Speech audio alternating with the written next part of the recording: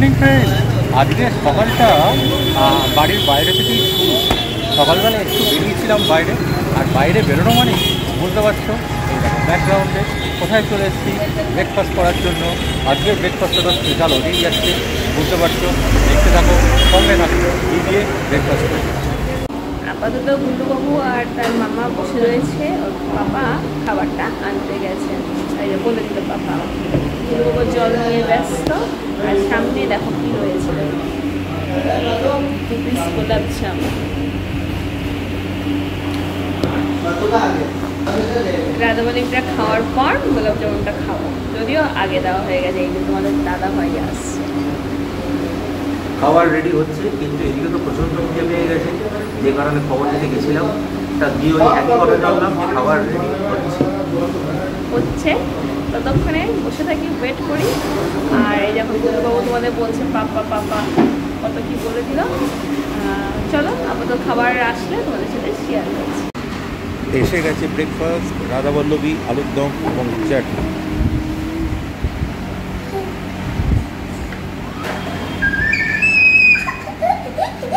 কাল বিশ্বকর্মা পুজো, পলিথিন মুড়িয়ে ঠাকুর যাচ্ছে।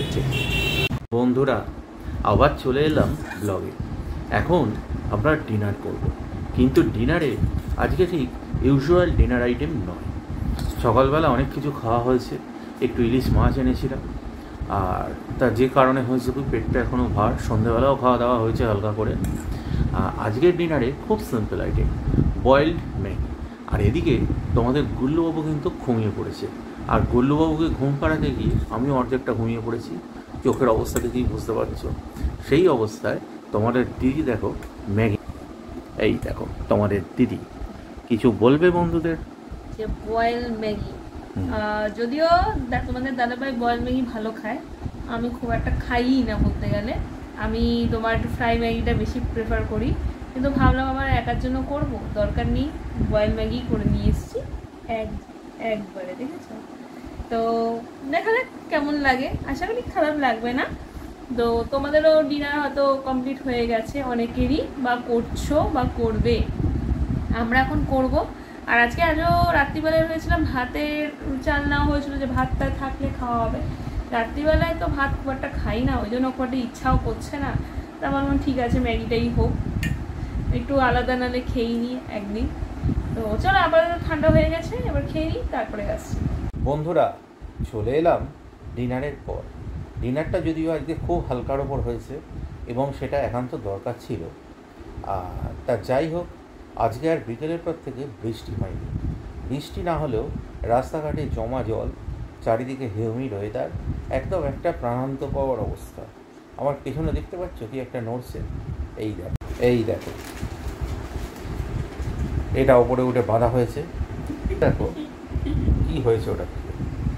ওটার একটা অংশ সামনে কেটে ঝুলছে, এবং সেটার সঙ্গে এই চেয়ারের ওপর দুনিয়ার জামা কাপড় রাখা।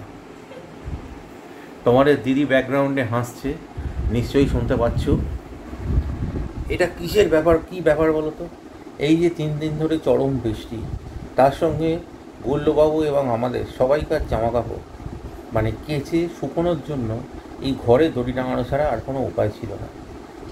আজকে বিকেলের পর থেকে যদিও বৃষ্টিটা হয়নি, তোমাদের দিদি সকালের পর থেকে তোমাদের দিদি ছাদে অনেক কিছু জামা কাপড় রোদ দিয়েছিল, রোদ ওঠেনি, কিন্তু একটু জলটা ঝরেছে। এবার কালকে যদি রোদ ওঠে, আবহাওয়া দপ্তর যাই হোক আষাঢ় বাণী শুনিয়েছে যে বিশ্বকর্মা পুজোর দিন থেকে নাকি আমরা শরৎ দেখতে পাবো। তা দেখি শরৎ দেখতে পাই না পচা ভাদ্র দেখতে পাই, সেটা এখন কাউন্টিংয়ের বিষয়, না শ্রাবণের ধারা বর্ষণ দেখতে পাই, সেটা এখন অপেক্ষার বিষয়। তা যাই হোক, আবহাওয়া দপ্তরের পূর্বাভাস যদি সত্যিই হয় তাহলে তো খুবই ভালো, আর তোমাদের দিদির একটা দুশ্চিন্তা মেটে। এই নিয়ে দেখো তোমাদের দিদি অনেক কিছু বলবে বলে এখন ওয়েট করছি। দেখো ব্যাস, আজ শোয়া হয়ে গেছে। এত পরিশ্রমে আর বসে থাকার মতো পরিস্থিতি নেই। বৃষ্টিতে মানে কোনো জামা কাপড় শুকোয়নি, পুরো ভেজা। এখানে কিছু শুকোচ্ছে সিঁড়ির মধ্যে, বালতির মধ্যে ঠাসা জামা কাপড়। যদি বৃষ্টি মানে রোদটা ওঠে ভালো হয়, নাহলে যে কী হবে ভগবান জানে। আর বেশি দিন জামা কাপড় রেখে দিলে একটা গন্ধ মতো হয়ে যায়, খুব বাজে। যাই হোক, বৃষ্টি নিয়ে আর কথা বলবো না, আশা করি বৃষ্টি কমে যাবে। আজকে সকাল 10টার পর থেকে রেখেছি, বৃষ্টি হয়নি, একদম টাইম দেখে রেখেছি। হালকা হাওয়া ছিল, দেখা যাক কালকে রোদ ওঠে কি ওঠে না। কালকে বিশ্বকর্মা পুজো, তো একদম বলা যায় প্রথম পুজো বিশ্বকর্মা পুজো। বিশ্বকর্মা পুজো দিয়ে মানে পুজোর যাত্রা শুরু হলো একদম। তো দেখা যাক তোমাদের দাদাভাই বিশ্বকর্মা ঠাকুর দেখাতে নিয়ে যায় কিনা। এবার তোমাদের দাদা কি বলবে শুনতে থাকো। বন্ধুরা শোনো তাহলে বিশ্বকর্মা পুজোর ব্যাপার। আমাদের এখানে আগে মাইন্স আমরা যখন ছোট ছিলাম 3 নম্বর বাস বলে একটি রুটের বাস চলতো শ্রীরামপুর থেকে স্টেশন থেকে কলকাতা বাগবাজার পর্যন্ত। সেই রুটে প্রচুর বাস চলতো। এই মানে অনেক প্রাচীন স্মৃতির কথা বলতে পারো বা আমাদের ছোটোবেলাকার কথা বলতে পারো। ছোটোবেলা মিন্স ধরো কলেজে আমরা যখন পড়েছি তখনই রমরমা ছিল। তা ব্যাপার হচ্ছে যেটা, সেই 3 নম্বর বাস মোটামুটি প্রতি 5 মিনিট অন্তর সার্ভিস ছিল। মানে রাস্তায় যদি কেউ দাঁড়াতো 5 মিনিটের মাথায় আরেকটা বাস আসতো, এরকম অবস্থা। তা সেই 3 নম্বর বাস স্ট্যান্ডে খুব সুন্দর করে বিশ্বকর্মা পুজো হতো।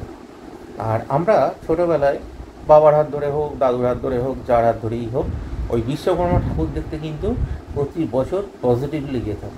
এবং আমাদের এখানকার যারা রয়েছে সবাই, আমাদের সমসাময়িক যারা বাচ্চা সবাই কিন্তু এটার সঙ্গে সহমত হবে। এখনও 3 নম্বর বাস স্ট্যান্ড আছে, সারা 3 নম্বর রুটে একটা মাত্র বাস চলে এবং পুজোটা খুবই অনাড়ম্বরভাবে হয়। এই হলো আমাদের অফিসে কালকে বিশ্বকর্মা পুজো হবে, সেই তো অ্যারেঞ্জমেন্ট হয়েছে যা খবর পেয়েছি। তার কিছু ভিডিও নিশ্চয়ই তোমাদের সাথে শেয়ার করব।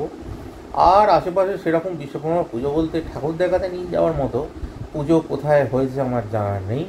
তা যদি তোমাদের দিদি বেরোতে চায় নিশ্চয়ই বেরোবো। রাস্তাঘাট যদি বৃষ্টি না হয়, পরিষ্কার হয়ে যায়, তাহলে তো নিশ্চয়ই একবার বেরোবো।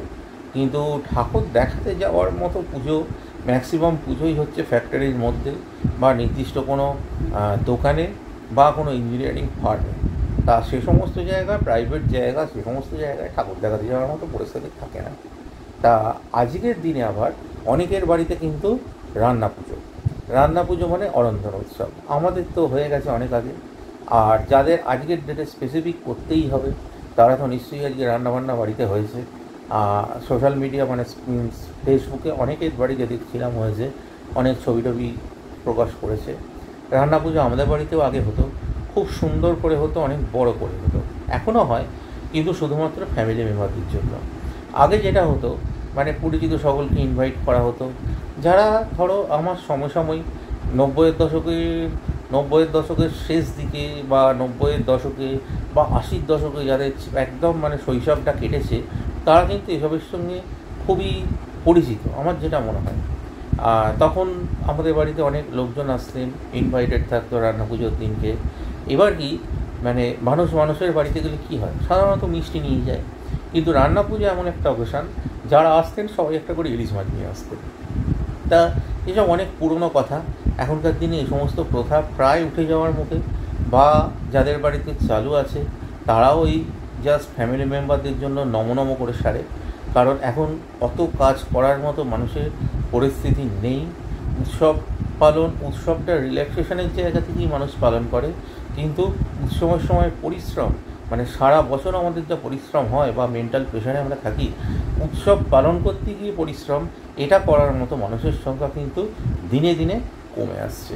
তা যাই হোক, সবাই খুব ভালোভাবে বিশ্বকর্মা পুজো এবং অরন্ধন উৎসব পালন করো, এটুকু জানিয়ে আজকের ব্লগ এখানেই শেষ করছি। সবাই খুব খুব খুব ভালো থেকো। আবার দেখা হবে আগামীকাল পরবর্তী ব্লগে। ততক্ষণের জন্য টাটা।